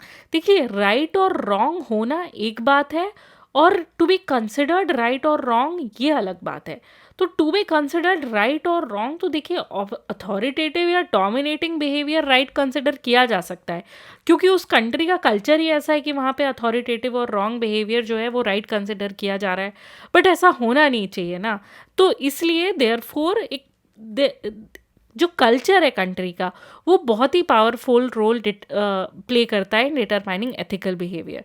तो कल्चरल वैल्यूज़ जो हैं वो खुद ही एक मॉरल फ्रेमवर्क के जैसे काम करती है ना. तो देखिए कल्चरल वैल्यूज़ में ये डिटरमाइन करता है कि how will people like perceive justice and fairness. Fine, for example कि अगर कल्चर में कास्ट के बेसिस पे डिस्क्रिमिनेट करना है तो आप कितना भी लॉ ले आओ, बट बिकॉज कास्ट के बेसिस पे डिस्क्रिमिनेट करना किसी पर्टिकुलर कल्चर का बात है, तो देखिए जब तक वो कल्चर नहीं सुधरता तब तक ये वैल्यू नहीं सुधरेगी. तो people will keep discriminating people on the basis of caste, जबकि बहुत ही अनफेयर है ये किसी को डिस्क्रिमिनेट करना, right. And similarly cultural values ही डिटरमाइन करती है how will you interact with others. तो you have like you live very peacefully, आप अपने नेबर्स के साथ बहुत घुल मिल करके रहते हो, या आपके कंट्री में ऐसा माहौल है कि बहुत ही इंडिविजुअलिस्टिक है, आपको किसी से कोई भी मतलब नहीं है, right. How do you handle authority and responsibility. Handling authority का क्या मतलब है, bowing down to everybody without any critical reflection. This is the quality in some of the countries, right, कि हर सुपरस्टिशियन कुछ भी बिलीव कर लेंगे, बस वो हमारी पर्सनल प्रॉब्लम का कोई जादुई solution they they instead of critically like reflecting on your problems, right. फिर दूसरी चीज़ है रिस्पॉन्सिबिलिटी. तो क्या आप रिस्पॉन्सिबल हो, जैसे इंडिया में तो लगभग कोई किसी के लिए रिस्पॉन्सिबल नहीं है ना, because we see people openly flouting the laws. Traffic rules हो गए, एनवायरमेंटल रिस्पॉन्सिबिलिटी हो गई या सिविक रिस्पॉन्सिबिलिटी हो गई, आप कुछ भी ले लो. कोरोना है, even if you got corona, people were roaming outside. Why? क्योंकि हमसे रहा नहीं जाता अंदर. ठीक है, and spreading corona and thus taking the lives of so many people. So these are the things. And then how to define integrity and social duty. तो आपका कल्चर ही बताएगा कि आप में इंटेग्रिटी है या नहीं है. ओके, बिकॉज देखिए, अगर ओवरऑल किसी एक पूरे कंट्री में ये चीज़ रिवॉर्ड हो रही है कि you can hide what ever you can hide, या बस आप इंटेलेक्चुअली साफ चीज़ें मत बोलो, है ना, लेकिन वो बोल दो जो सब लोग चाह रहे हैं, सोशल कन्फॉर्मिटी कर दो, है ना, तो उसको बहुत इंटीग्रिटी वाली कंट्री नहीं मानेंगे. ठीक है, तो और आपकी कोई सोशल ड्यूटी है या नहीं है, फाइन. तो जैसे कि आजकल लोग अपने आप को पटाखे फोड़ने के लिए बहुत ज़्यादा एसर्ट कर रहे हैं, है ना, कि they will troll, they are giving. अगर किसी ने बोला कि okay you should not pollute the environment by burning the crackers, तो उन्हें अलग अलग तरीके के लेबल्स देना, गालियाँ देना, थ्रेटन करना. ठीक है, तो इसका मतलब क्या है कि पहली बात तो आप अपनी सोशल ड्यूटी नहीं समझ रहे हो, और दूसरी चीज़ ये है कि यू फील कि you are so good, so right, and you can threaten anybody. तो ये कल्चर ऑफ डोमिनेशन आ गया है कि आपको किसी को डोमिनेट करना है, आपको किसी को थ्रेटन करना है, आपको किसी को बुली करना है. तो एक कल्चर ऑफ बुलिंग आ गया है, राइट. एंड अगर देखिए किसी कंट्री में या कल्चर में ये बुलिंग बिहेवियर आ जाएगा, तो people will keep bully, rowdy behaviour, and we call a lot of things, right, muscle man culture, right. तो वो डिटरमाइन करेगा आपके कंट्री का ethical behaviour. For example, positives में ही कंसिडर करते हैं कि इंडिया का की कल्चरल नॉर्म या वैल्यू क्या है. कलेक्टिविज्म है, हम सब साथ मिल करके रहते हैं, हमारी फैमिली ऑनर बहुत ज़्यादा ज़रूरी है, हमारे यहाँ रिस्पेक्ट फॉर एल्डर्स बहुत ज़्यादा ज़रूरी है. बहुत ही अच्छी चीज़ है ये सारी चीज़ें. वाई? बिकॉज अगर कलेक्टिविज्म है तो हम अपने आप को इंडिविजुअलिस्टिक तरीके से नहीं सोचते, राइट. फैमिली ऑनर और रिस्पेक्ट फॉर एल्डर्स है तो हमें कंपैशन है, हमें कम्युनिटी वेलफेयर की तो बात है. तो ड्यूटी है इंडिया का पॉजिटिव पार्ट, इंडिया में कंपैशन है, इंडिया में कम्युनिटी वेलफेयर है. लेकिन क्योंकि हम फैमिली ऑनर और रिस्पेक्ट फॉर एल्डर्स के बारे में सोचते हैं, तो इससे नेपोटिज्म भी आता है. ठीक है, इससे टॉलरेंस भी आता है कि अनएथिकल एक्ट्स कर लें ताकि हमारा फैमिली ऑनर प्रोटेक्ट रहे, राइट. तो एक तो हो गई ड्यूटी और कंपैशन की बात, और दूसरी चीज़, it can also lead to nepotism और tolerance of unethical behaviour to protect family honour, right. Then देखिए एक और चीज़ होती है कि कोई पब्लिक ऑफिशियल है, वो अपने रिलेटिव्स को मदद कर रहा है रिक्रूटमेंट में क्योंकि उसको लगता है कि उसकी फैमिली ड्यूटी है, लेकिन ये तो मेरिट बेस्ड एथिक्स से कॉम्प्रोमाइज़ कर रहा है, कॉन्फ्लिक्ट कर रहा है ना. तो ऐसे तो सोसाइटी में हमेशा के लिए एक डिवीजन क्रिएट हो जाएगा कि जिसकी फैमिली आगे है उसकी फैमिली आगे ही आगे बढ़ती जाएगी, और जिसकी पीछे है वो स्टैग्नेट ही रह जाएगा. Then you have Japan. Japan में आप देखिए डिसिप्लिन का कल्चर है, रिस्पेक्ट का कल्चर है, ग्रुप हारमोनी का कल्चर है. तो इससे क्या होता है, ऑनेस्टी, रिस्पॉन्सिबिलिटी, पंक्चुअलिटी और टीम वर्क एनकरेज होता है. लेकिन ओवर एम्फेसिस है कॉन्फॉर्मिटी में, तो विसिल ब्लोइंग सप्रेस होती है अगेंस्ट एनी रॉन्ग डूइंग. तो employees in Japan will always hesitate to report a superior misconduct, क्योंकि उन्हें ग्रुप हारमोनी मेंटेन करनी है, ये उनकी वैल्यू है. यूनाइटेड स्टेट्स की बात करें, कल्चर क्या है, इंडिविजुअलिज्म का कल्चर है, फ्रीडम का है, पर्सनल राइट का है. तो यहाँ पे पॉजिटिव वैल्यू क्या है, promotes integrity, self reliance and accountability. लेकिन एक्सट्रीम इंडिविजुअलिज्म से क्या होता है, it may lead to self interest over collective welfare. ठीक है, तो सेल्फ इंटरेस्ट को ज़्यादा तवज्जो दे रहे, कलेक्टिव वेलफेयर पे ध्यान ही नहीं दे रहे. तो बिजनेस ओनर है वो फेयर ट्रेड फॉलो कर रहा है लेकिन हायर टैक्सेस को रेजिस्ट करेगा, बोलेगा मुझे सोशल वेलफेयर के लिए पैसे नहीं देने. ओके, तो ऐसे करके आप कल्चर्स, डिफरेंट कल्चर्स की कल्चरल वैल्यूज़ डिफरेंट है, उनके एथिकल बिहेवियर पे इफेक्ट डिफरेंट है, आप उसका नतीजा देख सकते हो, राइट. देन चाइना में कन्फ्यूजन एथिक्स है, लॉयल्टी की बात होती है, हायरार्की एक वैल्यू है, सोशल हार्मोनी भी एक वैल्यू है, डिसिप्लिन है, ओबीडियंस है चाइना में, सोशल ऑर्डर है चाइना में, लेकिन इतना ज़्यादा ब्लाइंड ओबीडियंस है कि एथिकल क्वेश्चनिंग तो बंद ही कर दी है कि अथॉरिटी की लिमिट क्या होती है। तो सिटीजन्स कोई भी इनजस्टिस रिपोर्ट ही नहीं करेंगे क्योंकि सुपीरियर को रिस्पेक्ट करना है बस, है ना। तो अगर आप चाइना देखो, China is a completely close society. China के अंदर क्या हो रहा है, लगभग आप चाइनीज सोसाइटी को बहुत कम समझ सकते हो, है ना। इंडियन सोसाइटी को ज़्यादा समझा जा सकता है, यूएसए की सोसाइटी को ज़्यादा समझा जा सकता है, बिकॉज हमारे डोर्स ओपन है ना, आने के लिए भी बाहर जाने के लिए भी। चाइना में doors are not so open, China's doors are closed culturally. Okay, then you have Scandinavian countries. Scandinavian countries में स्वीडन है, नॉर्वे है, बहुत ही अच्छा कल्चर है इक्वालिटी का, ट्रांसपेरेंसी का, सोशल ट्रस्ट का। तो ये कल्चर एथिकल गवर्नेंस को एनकरेज करता है, करप्शन कम है, लोगों का अपने इंस्टीट्यूशंस में ट्रस्ट बहुत ज़्यादा है, इंटीग्रिटी बहुत ज़्यादा है ऑफिशियल्स में, है ना। क्यों? क्योंकि ग्रीड और हायरार्की का ही कल्चरल रिजेक्शन है, राइट। तो इसीलिए स्कैंडिनेवियन कंट्रीज़ में हमें एथिकल गवर्नेंस देखने को मिलती है। Then you have middle eastern and Arab cultures, faith based ethics हैं यहाँ पे, है ना। Faith based ethics in hospitality, it encourages generosity, है ना। तो अगर आप हॉस्पिटैलिटी देखोगे तो बहुत अच्छी है अरब कंट्रीज़ में, ऑनेस्टी है, रिस्पेक्ट है गेस्ट के लिए, लेकिन ट्राइबल और रिलीजियस लॉयल्टी बहुत ज़्यादा है, और ये यूनिवर्सल जस्टिस को ओवरराइड करेगी।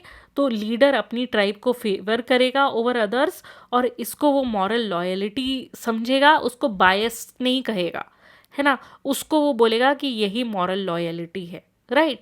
तो देखिए कल्चर के बेसिस पे एथिक्स डिफाइन हो रहे हैं यहाँ पे। Then obviously let's come to the third pillar, कि हमारा जो एथिकल बिहेवियर है वो हमारे ऑर्गेनाइजेशन से, हमारे इंडस्ट्री से भी डिटरमाइन होता है। ओके, बिकॉज देखिए आप कहीं भी काम करते हो, एक पर्टिकुलर वर्क प्लेस, प्रोफेशन और सेक्टर, तो आपका बिहेवियर भी उससे इन्फ्लुएंस होगा। For example, people will say Lofty things, crafty things in a advertisement agency, ठीक है। तो किसी एडवर्टीजमेंट एजेंसी में आप बड़े लॉफ्टी और क्राफ्टी वादे कर रहे हैं, क्योंकि आपका काम ही वही है लोगों को अट्रैक्ट करना। तो देखिए आप लोगों को अट्रैक्ट करना चाहेंगे, आपके पर्सनल बिहेवियर में भी ये आएगा कि you will try to attract people at any cost, है ना। At any cost you will try to attract people, fine. तो उसमें ट्रुथ है या फेयरनेस है, ठीक है, या एक्सप्लॉयटेशन है, इसका कोई भी कभी भी ख्याल नहीं रखा जाएगा, फाइन। देन इससे क्या होगा कि अगर आप देखिए आपका पर्सनल बिहेवियर भी उसी तरीके से मोल्ड हो जाता है, फाइन। तो इंडस्ट्री में, किसी पर्टिकुलर इंडस्ट्री में होने के दोनों तरीके होते हैं, पॉजिटिवली भी वो आपके बिहेवियर को बहुत ज़्यादा इन्फ्लुएंस करता है, नेगेटिवली भी करता है, हम देखते हैं वो कैसे करेगा, ठीक है।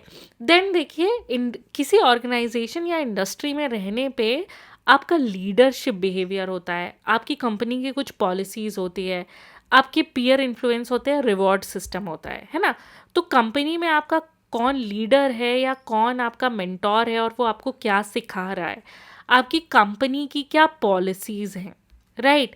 आपके आसपास के लोग कैसे हैं, whether they are knowledgeable, whether they are intellectual और दे आर मटीरियल बेस्ड, ठीक है ना।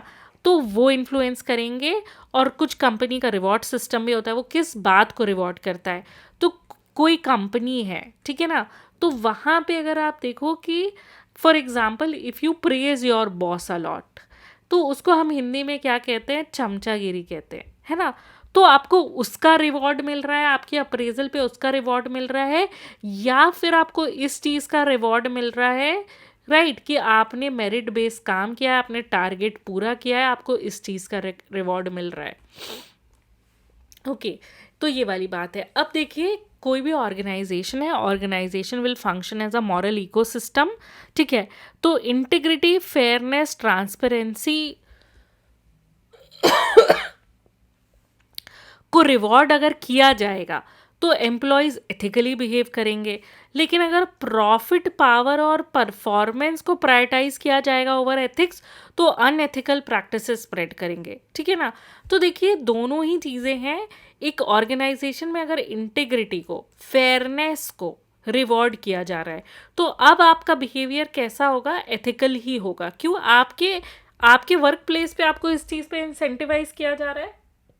लेकिन अगर सिर्फ वो प्रॉफिट हंग्री ऑर्गेनाइजेशन है, वो ये नहीं समझती है कि अगर हम ये थोड़ा प्रॉफिट छोड़ दें, राइट, अपने ब्रांड वैल्यू को मेंटेन करने के लिए, तो वो भी एक वैल्यू है। तो देखिए यहाँ पे अनएथिकल प्रैक्टिसेस तो ऐसे लोगों में बहुत ज़्यादा आएंगी। तो ओवरऑल इंडस्ट्री कल्चर जो है वो अफेक्ट करेगा कि लोग एथिकल होंगे या नहीं होंगे। फाइन। तो अगर बहुत ज़्यादा कंपटीशन है, तो देखिए कंपटीशन, अगर किसी भी कॉस्ट पे कंपटीशन में आपको जीतना है, तो डेफिनेटली अनएथिकल बिहेवियर जो है वो प्रमोट होगा। ट्रांसपेरेंसी है या नहीं है, करप्शन है, ठीक है, तो फिर आपकी मॉरल लाइफ में भी करप्शन आएगा, पर्सनल लाइफ में भी आएगा, हर तरीके से करप्शन आएगा।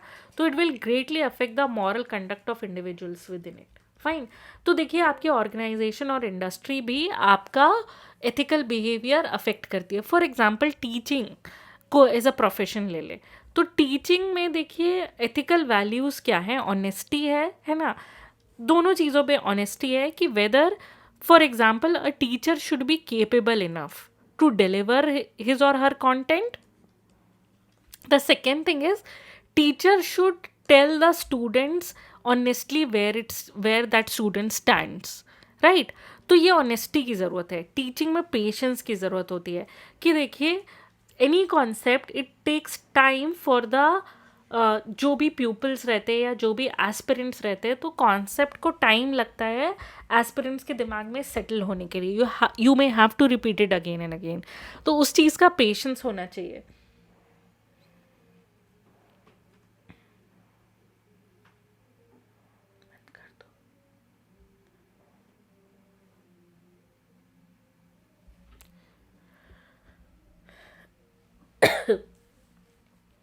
टीचर्स को भी फेयर होना ज़रूरी है। You can not discriminate between your two students, right, and you are nurturing young minds and that is a ethical value. तो देखिए पर्सनल लाइफ में क्या होगा, आप एम्पैथी डेवलप करोगे, टॉलरेंस डेवलप करोगे, और फैमिली और सोसाइटी में गाइडिंग एटीट्यूड डेवलप करोगे if you are a teacher. लेकिन अगर आप अनएथिकल हो, तो आप बायस्ड और नेग्लिजेंट होगे, आप वही अपैथी कैरी करोगे, रिजिड थिंकिंग आ जाएगी आपके पर्सनल रिलेशनशिप में, right. So this is the influence. Then medicine और हेल्थ केयर की अगर बात करें, वैल्यूज़ क्या है एट वर्क मेडिसिन और हेल्थ केयर में, compassion, service and confidentiality, do no harm, है ना, which is the Hippocratic oath. तो ये एथिकल वैल्यूज़ है जो कि वर्क पे प्रैक्टिस करी जा रही है। इससे केयरिंग बिहेवियर बिल्ड होना चाहिए, इमोशनल सेंसिटिविटी बिल्ड होनी चाहिए, and respect for human dignity. लेकिन अगर यही प्रोफेशन ग्रीड ड्रिवन है, तो मटीरियलिस्टिक हो जाएगा, इमोशनली डिटैच हो जाएगा पर्सनल लाइफ से। तो a doctor will conduct one surgery after another without any regard to कि पेशेंट के साथ क्या हो रहा है। फाइन। बिजनेस या कॉरपोरेट सेक्टर की बात करते हैं, वैल्यूज़ क्या होनी चाहिए, इंटीग्रिटी, फेयरनेस, कस्टमर का ट्रस्ट, कस्टमर की सेफ्टी और सोशल रिस्पॉन्सिबिलिटी, ये वैल्यूज़ होनी चाहिए। इससे डिसिप्लिन आएगा, ट्रांसपेरेंसी आएगी, कमिटमेंट टू प्रोमिसेस, आपने कोई प्रॉमिस किया है, whether you are able to fulfil it और नॉट। इफेक्ट क्या आएगा पर्सनल लाइफ पे अगर अनएथिकल है, तो आप प्रॉफिट सीकिंग बिहेवियर अगर आपका हो गया बिजनेस में, आप हमेशा सेल्फिश रहोगे, मॉरल कॉम्प्रोमाइज़ करोगे फैमिली डीलिंग्स में भी। देन लॉ एंड जुडिशरी की बात करें, justice is the value, impartiality law में बहुत ज़्यादा ज़रूरी होती है, truth and adherence to the rule. इससे पर्सनल लाइफ में पॉजिटिव एथिकल इन्फ्लुएंस क्या आएगा, रैशनल थिंकिंग प्रमोट होगी, फेयरनेस प्रमोट होगी, रिस्पेक्ट फॉर अदर्स राइट्स ये भी प्रमोट होता है। लेकिन अगर आप अनएथिकल हो, तो आप करप्ट हो जाओगे, मैनिपुलेटिव हो जाओगे, यू विल फॉस्टर डिसीट, धोखाधड़ी and dominance in personal relationship. Fine. Politics की वैल्यू क्या होनी चाहिए, अकाउंटेबिलिटी, है ना, empathy, leadership and public welfare. Positive ethical influence क्या आएगा, it will encourage humility, service mindedness बढ़ेगी, है ना, कि you have to actually give service to the people, and civic responsibility आएगी कि जिन चीज़ों से भी सोसाइटी हार्म हो सकती है, आपको उन चीज़ों के लिए अवेयरनेस रेस करनी है और ऐसी चीज़ें इनकलकेट नहीं होने देनी है लोगों में। लेकिन अनएथिकल होगे तो सबसे पहले तो हिपोक्रेसी, देन एरोगेंस, पावर का मिसयूज़ करेंगे even in private life, right? So you don't like anybody use your political power उसको धमकाने के लिए, that is a unethical behaviour. Armed forces या पुलिस फोर्सेस की बात करें तो डिसिप्लिन होता है, करेज होता है, लॉयल्टी होती है, ड्यूटी होती है, इससे रेसिलियंस डेवलप होता है, रिस्पॉन्सिबिलिटी क्रिएट होती है, पेट्रियाटिज्म की फीलिंग आती है, एंड देखिए आप सोशल कंडक्ट में भी पेट्रियाटिक रहोगे, not only in your work place, even in your social conduct. लेकिन अगर मिसयूज़ किया जाए तो इससे अग्रेशन आएगा, अथॉरिटेरियन बिहेवियर आएगा घर पे भी, और बहुत सारी आदमी फैमिलीज़ में ये देखा गया है। देन मीडिया एंड जर्नलिज्म की बात करें तो मीडिया को ट्रुथ दिखाना उसका काम है, ट्रांसपेरेंसी मीडिया का काम है, पब्लिक ट्रस्ट जनरेट करना उसका काम है। तो अगर ये सही से अपना काम करेंगे, एथिकल बिहेवियर क्या होगा, तो they will build courage to speak the truth and they will defend justice even in private situations.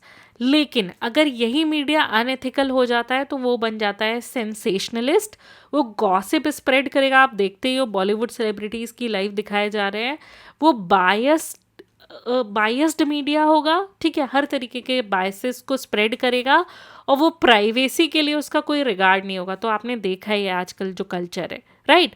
तो सेंसेशनलिस्ट मीडिया इसको कहते हैं, इसे अनएथिकल मीडिया कहते हैं। Then you have science and technology, उससे ऑब्जेक्टिविटी, क्यूरियोसिटी और इनोवेशन की क्वालिटीज़ डेवलप होती है। बट अगर एथिकल वैल्यूज़ है तो लॉजिकल रीजनिंग फॉस्टर करेगा, ह्यूमिलिटी टुवर्ड्स ट्रुथ। लेकिन अगर यही एथिक्स के बगैर हो जाए तो it can lead to arrogance and moral detachment from human consequences. तो साइंस को भी कई बार यूज़ किया गया है ना टू हार्म ह्यूमैनिटी, राइट? तो ये चीज़ है। Then let us understand what is meta ethics, ठीक है? तो मेटा का मतलब क्या होता है? Obviously not just the parent company of Facebook. Meta का मतलब होता है कि you will go beyond ethical rules, है ना? एथिकल रूल्स एथिकल है तो एथिकल क्यों है? जब आप इसकी इंक्वायरी करते हो तब आप मेटा एथिक्स पढ़ रहे होते हो। तो मेटा एथिक्स में आप क्या पढ़ते हो? You will study the origin, nature and meaning of moral concepts, कि ये good, bad, right, wrong, duty, इनका मतलब एक्चुअली में होता क्या है ना? तो देखिए यहाँ पे हम सिर्फ ये नहीं पूछ रहे होते कि राइट और रॉन्ग क्या है, लेकिन but why and how we call something right और रॉन्ग, इसे मेटा एथिक्स कहते हैं। तो मेटा एथिक्स में दो मेजर इश्यूज होते हैं, एक मेटाफिजिकल इश्यूज होते हैं और एक साइकोलॉजिकल इश्यूज होते हैं। तो जो मेटाफिजिकल इश्यूज होते हैं उनका फोकस क्या होता है कि मॉरल वैल्यूज़ जो हैं वो ह्यूमंस से इंडिपेंडेंटली एग्जिस्ट करती हैं या फिर मॉरल वैल्यू सिर्फ सोशली कंस्ट्रक्टेड है। कहने का क्या मतलब है कि मान लीजिए कि अगर हम ह्यूमन या सोसाइटी जैसे कॉन्सेप्ट पिक्चर से हटा दे तो भी एथिक्स नाम की कोई चीज़ होगी, या फिर जब सोसाइटी एग्जिस्टेंस में आती है तो सोसाइटी ने ही इसको सोशली कंस्ट्रक्ट कर रखा है क्योंकि सोसाइटी उससे जो है बिना फ्रिक्शन के चल पाए। तो ऑनेस्टी यूनिवर्सली गुड है या इसलिए गुड है कि क्योंकि कोई सोसाइटी उसको वैल्यू कर रही है? जब आप इस तरीके के सवाल पूछते हो तब आप मेटाफिजिकल इंक्वायरी कर रहे हो। Then the second thing is about the psychological issues, right? तो देखिए मेंटल या इमोशनल बेसिस जब आप मॉरल जजमेंट का इंक्वायर करते हो तब आप साइकोलॉजिकल इश्यूज के बारे में बात कर रहे हो। तो अगर बोल रहे हैं कि स्टीलिंग इज रॉन्ग तो रीजन की वजह से बोल रहे हैं, एम्पैथी की वजह से बोल रहे हैं, या पनिशमेंट से डर लगता है इसकी वजह से बोल रहे हैं स्टीलिंग इज रॉन्ग। तो जब आप इस तरीके की क्वेश्चनिंग कर रहे होते हो तो आप साइकोलॉजिकल इश्यूज डिस्कस कर रहे हो जो कि मेटा एथिक्स का ही पार्ट है, ठीक है?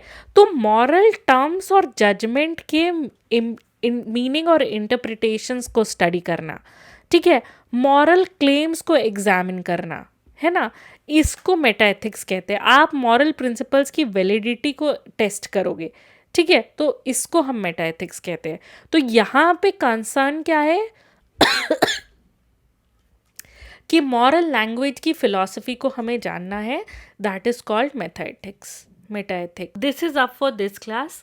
नेक्स्ट लेक्चर में हम normative ethics, descriptive ethics, Meta ethics and also applied ethics के बारे में पढ़ेंगे। और अप्लाइड एथिक्स जो है वो आपके यूपीएससी के पेपर में ज़्यादा पूछे जाने वाले एरिया है, तो हम इस पे डिस्कस करेंगे, right. So this is up for this class.